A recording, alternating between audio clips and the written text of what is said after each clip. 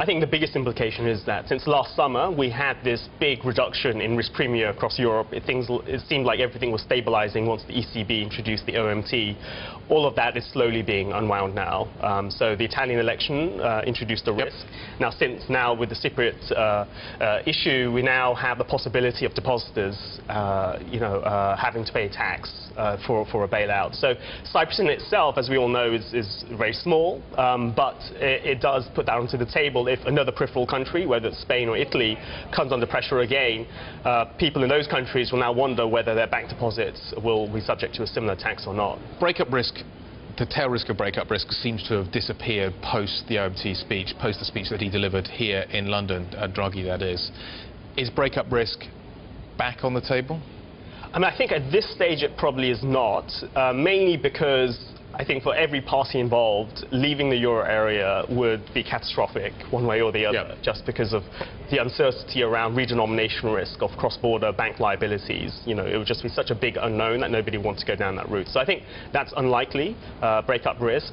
But what this does bring into question is if Spain or Italy come under pressure, will the banks will they start to suffer big deposit runs or not? Yep. And what would the ECB do in that case? Cyprus, there's no way the government can backstop the deposit story in Cyprus. It's simply too big. If we were to see a massive run, it would have to be external, it would have to be the ECB. What role will the ECB play in all of this? Well, in relation to Cyprus, the central banks would provide an ELA. Yeah, the ELA is already massive. It's already huge.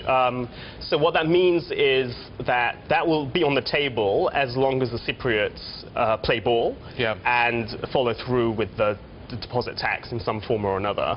And if they don't, then there'll be the possibility of the ELA being reduced in size, which then brings into question the whole stability of the Cypriot banking system. The interesting thing at the moment is that we've got a number of paths that are being pursued in Europe, one of which is the banking union and some sort of resolution mechanism and potentially some sort of deposit guarantee scheme. You've got the ECB sitting there being asked to do something without the ability to control how banks are wound up, how they structure themselves, etc. How difficult a position does that put us in? It's a difficult position, and this is a bigger issue across Europe. But everything's happened so quickly over the last 3 years. We're talking about fiscal union, banking union, that they don't have time to implement infrastructure. So it's all happening piecemeal at the last minute, and it puts everybody into a very difficult position. I'm hoping the producer's going to give us a lot more time here, because let's quickly talk about the Fed. Meeting starts tomorrow. The increasing sense is the dollar is on the front foot, and that changes the whole funding story. It changes so much in terms of liabilities that countries have. We've seen crises kicked off in the past when we've seen switches in the dollar's value, sort of long-term switches. What happens next? Because again, the tree starts to really expand in multiple directions. Yeah. I mean, I think this is a really big shift in market dynamics now. I think the US is back, the dollar is back, and we're at the beginning of a secular uptrend in the dollar. So the dollar will strengthen not just this year, but also for the next 4 or 5 years. And you have to remember, for the last 10 years, everyone's been used to a weak dollar. Yeah. And that's been associated with cheap US funding for everybody, and so a big turn in the trend should cause a big shift in capital flows. And I think one of the biggest shifts will be a move out of emerging markets into developed markets, particularly into the US. So I think emerging markets particularly will be vulnerable with this shift in the dollar. We've seen Asian crises start like this in the past. We've seen so many of if you think about Russia, you think about all of these things that have happened over the last few years, a lot of them have started with shifts in the dollar. Yeah, absolutely, yeah. I mean, one big difference, say, to Russia and to the Asian crisis was that they had currency pegs to the dollar. So now they're managed currency, so you have less of that pressure point of a peg breaking. But nevertheless, what you do have now is that many people have just gone long EM, benefiting from a weak dollar, and suddenly the easy money, so to speak, from just the dollar working. You can't fund it out of sterling or fund it out of the yen. I mean, you could. There could be a shift towards sterling and the yen, but people are shifting very slowly because people's mentality is to think in dollars.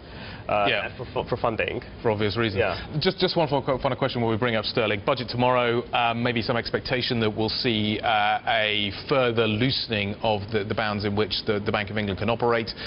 How much of what we've seen already in sterling has priced that in, and how much more do you think there potentially is to go? Yeah, I mean, I think in terms of the pound, I mean, the pound is just reflecting the fact that the UK has really weak growth, has high inflation, and has a current account deficit. So a sort of toxic combo. mix.